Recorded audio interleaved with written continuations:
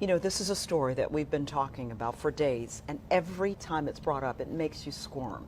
It doesn't happen often, but when a doctor botches a child's circumcision, it is heartbreaking. Yeah, beyond. One Memphis mother is dealing with that heartbreak right now after a catastrophic mistake on the operating table. Fox 13's Ernie Freeman has that story.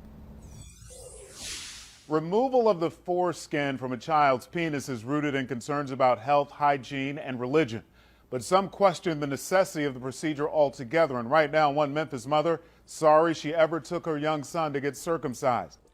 After I went home and I discovered that my son's penis was not there, I immediately froze like, oh my God. And Maggie Rhodes says she could not believe what happened when she took her 3-month-old son Ashton to Christ Community Health Center on Broad Avenue for a circumcision in August.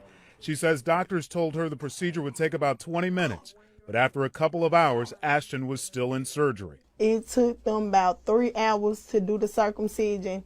And so my baby screamed the whole 3 hours, like the whole process. And then even when she gave him back to us, he was still screaming. Rhodes says the doctors performing the surgery obviously botched the procedure. But when it was over, she says they simply returned her screaming son to her, never telling her about the devastating mistake that had happened during surgery. I should have been notified that something went wrong in this room with your baby. And I wasn't notified that. They gave me back my baby like nothing was wrong. They said, here go your son. And something was wrong. Yeah, and something went wrong in that room.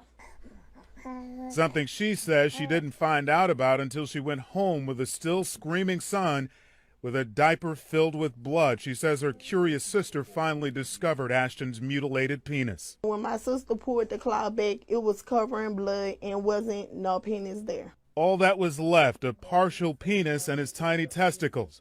Rhodes says Ashton urinates through a hole in his penis.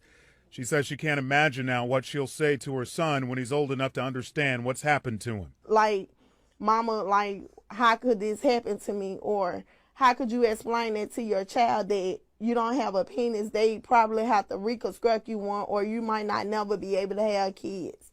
That don't sit well with me at all.